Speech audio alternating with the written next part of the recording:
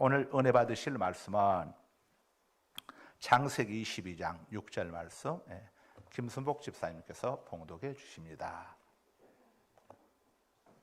잠언 22장 6절 말씀, 창세기가 아니고 잠언 22장 6절 말씀. 마땅히 행할 길을 아이에게 가르치라. 그리하면 늙어도 그것을 떠나지 아니하리라. 아멘. 부모들에게라고 하는 제목으로 함께 은혜를 나누도록 하겠습니다. 오늘 본문 속에는 최고의 자녀 교육 정보가 다 들어있습니다. 먼저 어릴 적부터 신앙교육을 시키라고 이렇게 말씀을 하는 것이고, 다음으로 신앙교육의 내용은 마땅히 행해야 할 바를 가르치는 것이다, 이렇게 알려주고 있습니다. 그러면 늙어도 그것을 떠나지 아니할 것이다, 이렇게 말씀을 하고 있습니다. 아이에게 가르치라고 했는데 여기서 아이는 젖먹이를 가르칩니다. 그러니까 자녀 교육은 말귀를 알아듣는 시점에서 하는 것이 아니라, 세상 교육은 그렇게 해야겠지만은 신앙 교육은 엄마의 품속에서 젖먹일 때부터 시작해야 한다는 것을 우리가 알려주고 있습니다. 처음부터 구부러진 나무는 평생 구부러지게 된다는 속담이 있죠. 이처럼 자녀의 인격 또한 어릴 적에 바로 잡아주지 않으면 평생 비뚤어진 인격으로 살아갈 가능성이 많습니다. 다음으로 마땅히 행해야 할 일을 가르치라고 했습니다. 자녀 교육을 시작하는 시기도 중요하지만 무엇을 가르칠 것인가, 교육 내용도 중요하죠. 교육의 내용은 바로 사람이 마땅히 행해야 할 바를 가르치라고, 행해야 할 본분을 가르치라, 이렇게 말씀을 하고 있죠, 오늘 본문에서. 그렇다면 사람이 마땅히 행해야 할 본분은 무엇이겠습니까? 여기에 대해서 또 성경이 답을 주고 있습니다. 전도서 12장 13절입니다. 이래 결국을 다 들었으니 하나님을 경외하고 그의 명령을 지킬지어다. 이것이 모든 사람의 분본이니라. 자, 하나님을 공경하고 두려워하며 하나님의 명령을 지키는 것, 이것이 사람이 마땅히 행해야 할 일이다, 이렇게 성경이 알려주고 있습니다. 자, 먼저 자녀들에게 하나님을 공경하고 두려워하도록 가르쳐야 합니다. 그렇게 하기 위해서는 부모된 여러분이 먼저 하나님을 공경하고 두려워하는 삶을 자녀들 앞에서 솔선수범해야겠지요. 출애굽기에 보게 되면 모세가 하는 이야기가 나옵니다. 모세가 태어날 당시 애굽 왕 파라오는 히브리인 산모들이 아이들을 낳을 경우에 여자아이는 살려두고 남자아이는 다 죽이라는 치엄한 왕명을 내렸습니다. 만일 이를 어기는 부모에 대해서는 가차없이 다 죽이겠다고 이렇게 선포했습니다. 그런데 모세의 아버지 아므람과 어머니 요셉에선 왕의 명령보다도 하나님을 더욱 두려워해서 아들 모세를 죽이지 않고 갈대 상자에 담아가지고 나일강에 이렇게 갈대 숲 속에 두었습니다. 이를 발견한 애굽 공주가 처녀이다 보니까 아이에게 젖을 먹일 유모를 찾게 되었습니다. 하나님의 인도하심과 섭리 속에서 모세의 부모가 자기 아들의 유모가 되어서 이렇게 젖을 먹이며 가르치게 되었습니다. 모세의 어머니 요셉에선 아기 모세를 양육하는 그 짧은 기간 동안에 모세가 하나님의 백성임을 바르게 가르쳐 주었습니다. 그리고 하나님은 애굽 왕 파라오보다 훨씬 더 높으시고 무서운 분심도 어린 아기 모세에게 반복해서 가르쳐 주었습니다. 한마디로 여호와 신앙을 가르쳐 준 거죠. 우리가 생각할 때는 그 어린 아기가 뭘 알아듣는다고 그 아기에게 그렇게 가르쳤을까, 이렇게 생각할 수 있습니다. 그러나 하나님의 말씀은 세상의 교육과는 다르죠. 하나님의 말씀은 살아있고 운동력이 있어 좌우의 날선 어떤 것보다도 예리하며 혼과 영과 및 관절과 골수를 찔러 쪼개기까지 하고 또 마음의 생각과 뜻을 판단한다고 히브리서 4장 12절은 말씀을 하고 있습니다. 그러니까 갓난아기라도 하나님의 말씀을 심어주게 되면 그 말씀이 아이의 심령 속에 들어가서 그 속에 뿌리를 내리게 된다고 하는 사실을 알려주고 있는 것입니다. 애굽 왕 파라오보다 하나님을 더욱 두려워했던 이 아므람과 요게벳의 믿음은 아들 모세에게 그대로 전해졌습니다. 히브리서 11장 27절입니다. 믿음으로 애굽을 떠나 왕의 노함을 무서워하지 아니하고 곧 보이지 아니하는 자를 보는 것 같이 하여 참았으며 갓난아기 시절에 부모로부터 사람보다 하나님을 더욱 두려워한다는 것을 철저히 교육받았던 모세는 애굽의 포악한 감독관이 하나님의 백성인 히브리인들에게 채찍질하는 모습을 보았습니다. 그때 모세는 갈등하며 고민합니다. 애굽 왕 파라오의 백성 편에 설 것인가, 아니면 비록 노예일지라도 하나님의 백성 편에 설 것인가의 갈림길에서 모세는 하나님을 두려워함으로 하나님 백성 편에 섰던 겁니다. 모세는 애굽 왕 파라오에게 죽임을 당하는 것보다도 하나님께 버림당하는 것을 더욱 두려워했던 것입니다. 하나님께서 모세를 위대하게 쓰신 것은 결코 우연이 아닙니다. 하나님을 두려워하는 자, 하나님을 경외하는 자를 하나님께서 귀하게 쓰신다는 것을 우리에게 알려주고 있는 것이지요. 다음으로 자녀들에게 가르쳐야 할 일은 하나님의 명령을 지키도록 하는 것입니다. 마땅히 행할 바 하나님을 경외하고 그의 명령들을 지킬지어다. 전도서 12장 13절의 말씀처럼 우리가 자녀들에게 가르쳐야 할 두 번째는 하나님의 명령을 지키도록 해야 합니다. 교육은 한자어로 가르칠 교, 기를 육자입니다. 쉽게 말해서 가르쳐 지키게 하는 것이 교육입니다. 예수님께서 주신 지상명령 또한 가르치는 것으로 끝나는 게 아니라 지키도록 하라고 이렇게 우리에게 말씀을 하고 있습니다. 신약의 지상명령이 마태복음 28장 19절에서 20절이고 구약의 지상명령은 창세기 18장 19절인데 두 말씀의 공통점은 자녀들에게 가르쳐서 지키도록 하라고 이렇게 말씀을 하고 있습니다. 마태복음 28장 20절입니다. 내가 너희에게 분부한 모든 것을 가르쳐 지키게 하라. 볼지어다 내가 세상 끝날까지 너희와 항상 함께 있으리라 하시니라.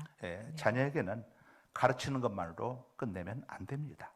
자녀에게 가르쳐주는 하나님의 명령을 자녀들이 지키도록 감독을 해야죠. 그런데 많은 부모님들이 가르쳐만 줄 뿐 지키는지 여부를 살펴보지 않습니다.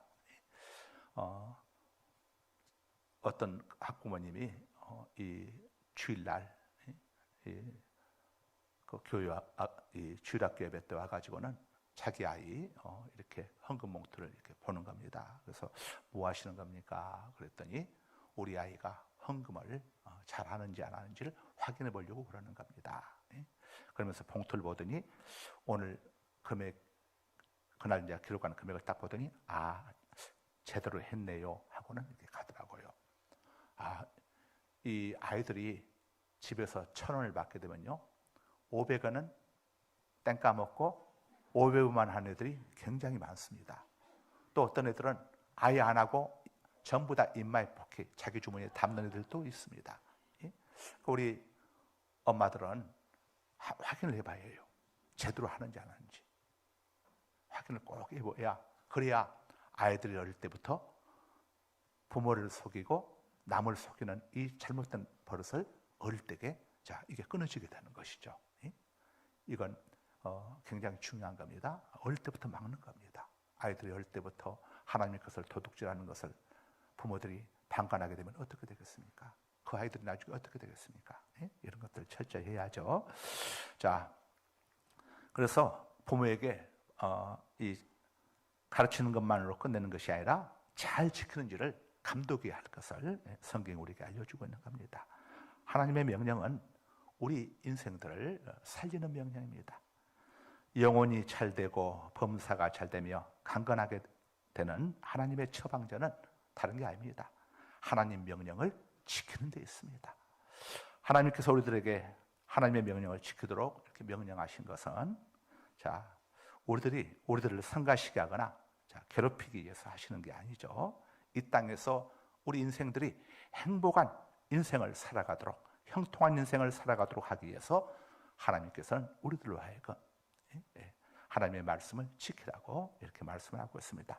자녀에게도 동일한 거죠. 이건 세상에 법이 있습니다. 법은 자 누굴 위해서 있는 겁니까? 무엇을 위해서 있는 겁니까? 우리의 행복을 위해서 법이 있는 것이죠. 우리의 안전을 위해서 법이 있는 것이죠. 법이 없다면 무질서한 세계가 되게 되면 어떻게 되겠습니까? 큰일 나는 겁니다. 자, 법은 우리를 보호하기 위해서, 우리 안전과 생명을 보호하기 위해서 있는 것처럼 하나님의 법 또한 하나님 백성들의 행복을 위해서 우리에게 주신 겁니다. 신명기 10장 13절이 그렇게 말씀을 합니다. 내가 오늘 내 행복을 위하여 너희의 행복을 위하여 내게 명하는 여호와의 명령과 규례를 지킬 것이 내가 아니냐. 너희에게 준 명령한 여호와의 명령과 규례를 지킬 것이 아니냐.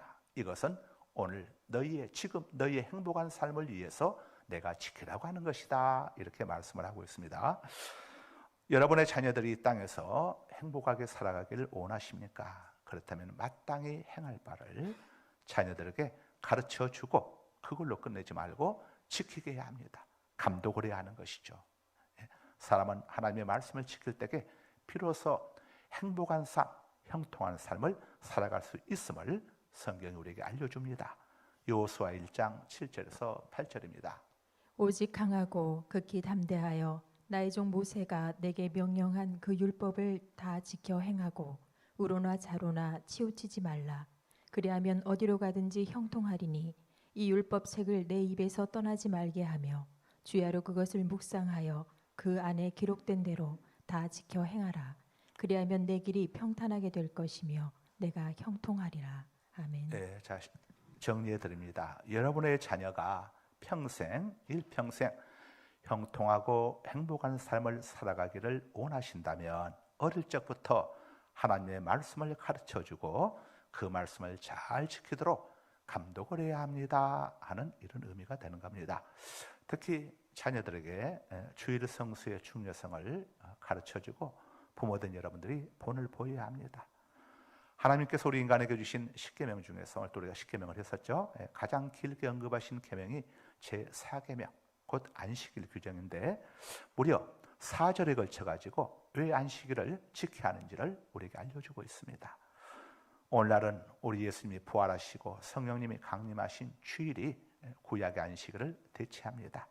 따라서 예수님을 주님으로 주인으로 믿고 섬기는 우리 그리스도인들은 우리 주님께서 부활하시고 성령님께서 임하신 주일을 자녀들과 함께 거룩히 지켜야 하죠. 민수기 9장에 보면은 하나님께서는 출애굽한 이스라엘 백성들로 하여금 유월절을 지키라고 이렇게 명령을 하십니다. 그런데 부정한 자는 유월절에 참여할 수 없다고 이렇게 또 단서조항을 다셨습니다. 여기서 부정한 자는 죽은 시체를 만진 자를 이야기합니다. 자, 그러자 그 당시 이 백성들이 부득이한 사유로 부정한 자가 되었습니다. 아버지가 돌아가셨는데 가족이 죽었는데 그 시신을 안 만질 수가 없죠. 그러다 보니까 어쩔 수 없이 부정한 자가 되어서 이 유월절을 지킬 수 없게 되었습니다. 그들이 너무도 마음이 아프고 안타까운 마음을 가지고 모세 아론을 찾아가지고 호소했습니다. 우리도 하나님의 백성입니다. 부디 유월절을 우리도 참여할 수 있도록 지킬 수 있게 해주십시오. 그때 하나님께서 그들의 진심을 아시고 부득이하게 시신을 만진 사람들과 또 백성들의 공동 이익을 위해서 또 피치 못할 사정으로 멀리 여행을 떠난 이런 사람들 그들도 유월절 예식에 참여할 수 있도록 유월절은 1월 14일에서 한 달을 한 번 더 기회를 주셔서 2월 14일에 유월절 예식을 한 번 더 거행하라고 이렇게 모세에게 말씀을 하십니다.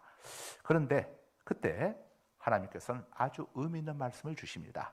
민수기 9장 13절이죠. 그러나 사람이 정결하기도 하고 여행 중에도 잊지 아니하면서 유월절을 지키지 아니하는 자는 그 백성 중에서 끊어지리니 이런 사람은 그 정한 기일에 여호와께 헌물을 드리지 아니하였은즉 그의 죄를 담당할지며. 아멘. 네. 하나님께서 유월절 절기를 얼마나 중요하게 여기시는지를 보여주고 있죠. 그런데 오늘날 구약의 유월절과 안식일의 정신을 계승해서 지키는 절기가 바로 주일인 겁니다. 주일 성수는 내가 하나님을 섬기는 하나님의 백성입니다. 나는 예수 그리스도를 내 구주로 영접한 그리스도인입니다 하는 것을 하나님과 사람들 앞에서 공개적으로 보이는 게 신분증이 바로 주일 성수입니다. 우리가 하나님을 섬기고 예수님을 구주로 믿는 그리스도인이라고 하는 사실을 하나님과 사람들 앞에서 어떻게 보일 수 있습니까? 그 신분증이 뭡니까? 그게 바로 주일 성수라는 것을 우리에게 알려주고 있습니다. 오늘 본문 속에서 또 한 가지 하나님께서 참 재미있는 말씀을 하셨죠. 무슨 말씀이냐? 시체를 만지지도 않았습니다. 여행을 간 것도 아닙니다. 그런데 유월절을 지키지 않는 사람들이 있었다는 겁니다. 그 시절에도. 그런데 그런 자들에 대해서 하나님께서 뭐라고 합니까? 내 백성 중에서 끊어질 것이다. 이렇게 무서운 말씀을 하시죠. 이건 하나님께서 말씀하신 유월절, 안식일, 오늘날의 주일을 지키는 것을 하나님께서 얼마나 중요하게 여기는가 하는 것을 우리에게 알려주고 있습니다. 여러분이 피치 못할 사정으로 해외에 나갈 수 있습니다. 그럼 나가서 그곳에서 주일날 가까운 곳에 가서 예배를 드릴 수 있습니다. 또 출타할 수도 있죠. 그럼 그곳에 가서 가까운 교회에서 예배 드리시면 됩니다. 그러나 집에 있으면서 예배를 드리지 않는 거, 또 몸이 아픈 것도 아닌데 예배를 드리지 않는 것, 코로나가 다 끝났는데도 여전히 하나님 앞에 와서 예배 드리지 않는 것, 이런 것들을 하나님께서 별로 유쾌하게 생각하지 않는다는 것을 우리가 알려주고 있는 것이죠. 우리 주일 성수는 하나님과 사람들에게 예수 그리스도가 나의 주인 되심을 보여주는 신분증을 성경이 다시 한번 알려줍니다. 마태복음 10장 32절에서 33절입니다. 누구든지 사람 앞에서 나를 시인하면 나도 하늘에 계신 내 아버지 앞에서 그를 시인할 것이요 누구든지 사람 앞에서 나를 부인하면 나도 하늘에 계신 내 아버지 앞에서 그를 부인하리라. 아멘. 하나님과 사람 앞에서 내가 그리스도인임을 이렇게 고백하고 인정하는 바로 이 날이 바로 주일 성수인 겁니다. 주일 성수 속에는 이런 의미가 있음을, 그리스도인의 신분증을 하나님과 사람 앞에 보이는 것이 바로 주일 성수임을 우리는 꼭 잊어서는 안 되겠습니다. 부모된 여러분은 여러분만 주일 성수를 해서는 안 됩니다. 여러분 자녀들로 하여금 반드시 주일 성수를 하도록 해야 합니다. 자녀가 학교에 가기 싫다고 해서 자녀를 학교에 안 보내는 부모는 없을 것입니다. 분별력이 없는 자녀의 의견을 받아주는 것은 사랑이 아니라, 자녀에 대한 배려가 아니라 방관이며 무책임한 처사인 겁니다. 아이의 영혼을 망치는 것입니다. 오늘 본문은 부모들이 자기 자녀들에게 어떤 자세로 교육해야 하는지도 우리에게 가르쳐주고 있습니다. 본문에 나온 가르치라는 말의 히브리 언어의 의미는 바치다라는 뜻인데, 아랍어로는 젖먹이에게 대추야자 시럽을 떠먹인다는 이런 의미로 사용되는 단어입니다.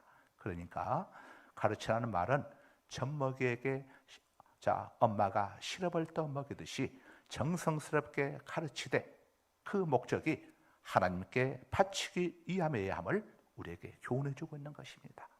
만일 왕께서 왕의 자녀를 여러분에게 맡기셨다고 한번 생각해 보십시다. 그리고 일정한 기간 후에 다시 돌려달라고 명하셨다면 여러분은 여러분에게 맡겨진 왕의 자녀를 어떻게 교육하겠습니까? 그 아이가 싫어하고 귀찮아한다고 그냥 방치해 두겠습니까? 여러분은 절대로 그렇게 하지 않을 것입니다. 여러분을 믿고 맡기신 왕께서 실망하지 않도록 최선을 다해서 정성을 쏟고 돌보며 교육을 시킬 것입니다. 그런데 지금 여러분에게 주어진 여러분의 자녀는 만왕의 왕이신 하나님께서 여러분을 믿고 여러분에게 맡겨주신 하나님의 자녀입니다. 시편 127편 3절입니다. 보라, 자식들은 여호와의 기업이요 태의 열매는 그의 상급이로다. 부모된 이들은 영적 분별력이 없는 아이들의 의사를 무조건 받아주어서는 안 됩니다. 분별력 없는 아기가 호기심에 끓는 물 속에 손을 넣으려고 하는데 아기의 선택을 존중해 줘야 한다고 내버려 두시겠습니까? 그렇게 했다가는 평생 후회할 것이고 후일 자녀로부터 호된 원망을 듣게 될 것입니다. 많은 부모들이 자녀의 인권을 존중해야 한다면서 분별력 없는 자녀들의 잘못된 선택은 물론이고 자녀들의 방자한 행동도 제지하지 않고 그냥 내버려 두고 있습니다. 마땅히 가르쳐야 할 것을 가르치지 않고 징계할 일에 대해서 한없이 관대합니다. 결국 누구도 통제할 수 없는 무례하며 이기적인 인간이 되어버리고 마는 것입니다. 자칫 괴물이 되어질 수도 있습니다. 이러한 잘못된 자세들이 그들의 인격으로 굳어버리게 되면 그때는 어떤 방법을 써도 바로잡을 수가 없습니다. 잘못된 것을 바로잡아 주어야 할 시기를 놓치게 되면 평생 후회하며 고통을 받게 되는 것입니다. 잠언 23장 13절에서 14절입니다. 아이를 훈계하지 아니하려고 하지 말라. 채찍으로 그를 때릴지라도 그가 죽지 아니하리라. 내가 그를 채찍으로 때리면 그의 영혼을 수월에서 구원하리라. 아멘. 여기서 채찍에 해당하는 히브리 언어의 의미는 막대기, 몽둥이, 매를 의미합니다. 이것들은 당시 종이나 학생들의 교육을 위해 사용한 대표적인 징계의 도구였습니다. 그리고 죽지 아니하리라에 해당하는 히브리 언어는 히브리어 중에서 가장 강한 부정을 나타낼 때 사용되는 단어입니다. 이것은 강조의 의미, 즉 절대로 목숨을 잃지 않을 것이라는 의미를 나타내는 단어인 겁니다. 자, 이 본문은 크게 두 가지로 번역될 수가 있습니다. 먼저는 한글 개역 성경과 같이 당신이 당신의 자녀를 막대기로 친다고 해도 그 자녀는 결코 죽지 않을 것이다. 이렇게 번역될 수가 있습니다. 자, 이것은 자녀에 대한 부모의 징계가 그들에게 상처를 줄 것이라는 안쓰러운 생각으로 마음이 약해지지 말고 단호하게 자녀를 징계하라는 것을 권면해 주는 겁니다. 또 다른 번역은 만약 당신이 막대기로 그 자녀를 징계한다면 그 자녀는 결코 죽지 않게 될 것이다. 결코 망하지 않게 될 것이다 라고 해석될 수가 있습니다. 자, 이는 거꾸로 말하자면 단호하게 징계할 상황에서 단호하게 징계하지 않는다면 자녀가 범죄함으로 죽게 될 것임을 암시해 주는 겁니다. 이는 매를 들어서라도 자녀들을 하나님의 말씀으로 교육해야 함을 강조하는 것입니다. 왜냐하면 그 매가 자녀의 영혼을 수월에서 구원해내기 때문입니다. 여기에서 수월에 해당하는 히브리 언어의 의미는 심판으로 말미암는 죽음 혹은 미련함으로 인한 예기치 않은 갑작스러운 죽음을 의미합니다.